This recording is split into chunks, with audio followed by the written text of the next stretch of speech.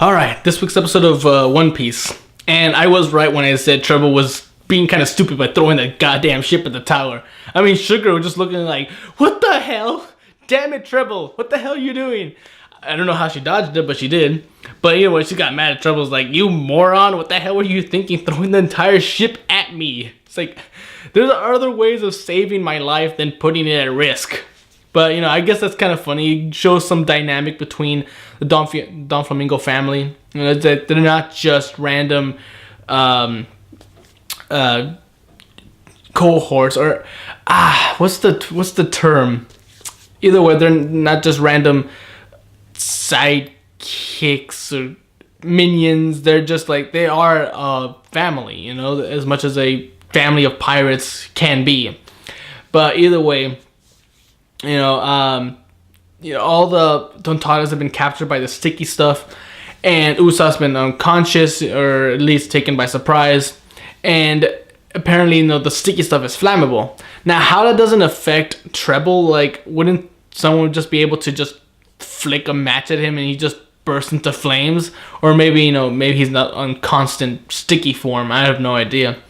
Now, exactly what the sticky stuff is, I don't think we're gonna get like a detailed description, because I think it's just more of a general term. It's very sticky substance. It's also a very flammable substance. That's pretty much all we're gonna get. But either way, you know, he throws a lighter and it just blows everything up. But of course, the Tontaras are alive. But I guess they were just flung everywhere. And Usopp tells us, like, hey, look, you know, Treble's not, you know, he's too powerful. We have to retreat for now, and we have to come back with a different plan. And, you know, Leo is just like, we can't leave. You know, we have to succeed, or the commander, you know, will never have his chance to take down Doflamingo. And Usopp makes a good point. It's like, why do you have such faith in him? I mean, he's just a one-legged toy. Even, you know, if you turn back into a human, what's to say he would be able to defeat Doflamingo?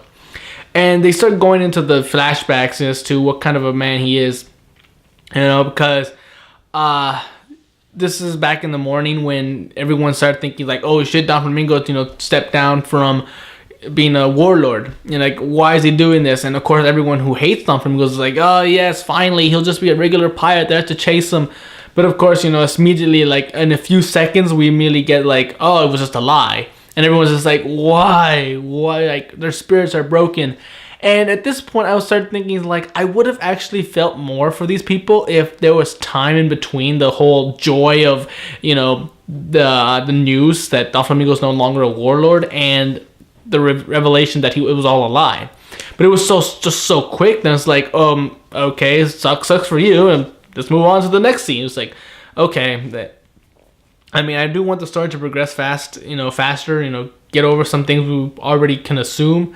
But at the same time, I want to feel something for these people at Dressrosa. All these poor, you know, slaves and people that are suffering under Doflamingo's thumb.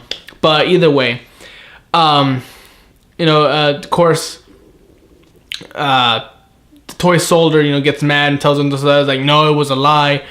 But, you know, if it wasn't for him, the toys would never have a chance to fight back. If it wasn't for him, the Tontaras would have never known that Doflamingo is using them, and they would have all ended up as slaves. If it wasn't for him, they would have never had the courage to fight. So that's why Leo is so dedicated to the toy soldier, because if it wasn't for him, no one in this, you know, entire island would have, you know, the guts to take down Doflamingo, or even, you know, a plan of taking him down.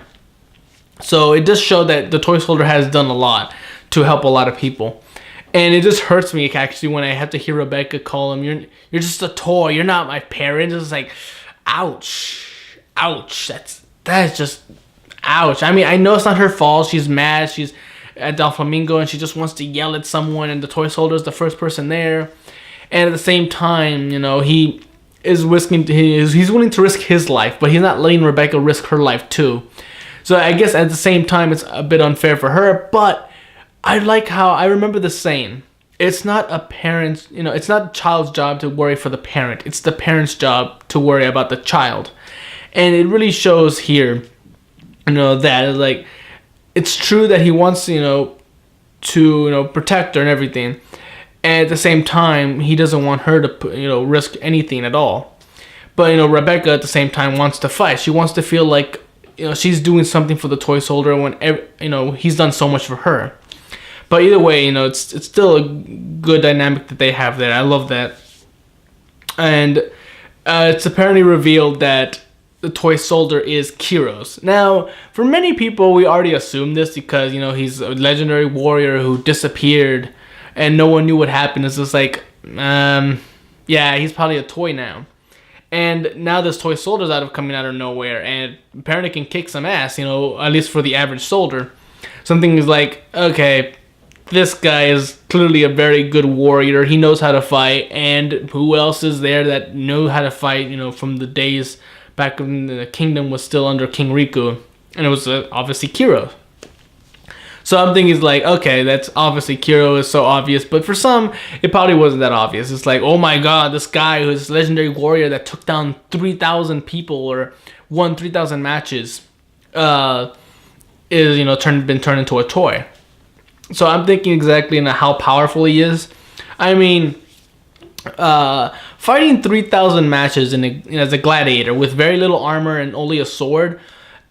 Again, I don't know exactly what kind of opponents he's been facing in this arena, or even why King Riku would actually have an arena back then. Maybe he didn't. Maybe no one was allowed to kill anyone. But either way, so I'm guessing he is powerful. He is a very powerful fighter. But compared to Doflamingo, I don't know. I'm still a little confused. Like, okay, I mean, Kyros is clearly he's a good fighter. He's experienced, but exactly how good of a fighter he is, again, I don't know. Maybe it'll be revealed to us next episode or when he gets turned back into a human. Because I think he has to be turned back into a human. Because this little plan of surprising Sugar, I think it should go off without a hitch, or it'll eventually go off, because then we need to create chaos among the island. There's no way we're gonna be able to take down the Doflamingo family without revealing to everyone else how evil he is. We need the support of the people if we're gonna succeed in taking them down and getting rid of him permanently. But either way, how they're gonna go about that with Trouble defending Sugar, I have no idea. But either way, I mean, I know we're getting close to this, the chaos. We're just right there at the door. We just need to knock and hope, they open the door soon. But either way, I mean, I'm excited. I'm having a whole lot of fun. I mean, there's not much else to say. I can't wait for the next episode. So until then, I'm Tony Dragon. Bye-bye.